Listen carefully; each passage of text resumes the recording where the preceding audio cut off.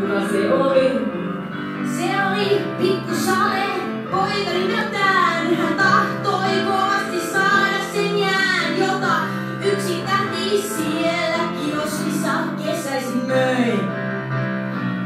Mutta kävi niin, että viikkorahat tullottu jo oli juttuihin, toisiin kävi niin, ettei taskun pohjalla ollut lantin lanttia, mitä nyt? Mitä nyt?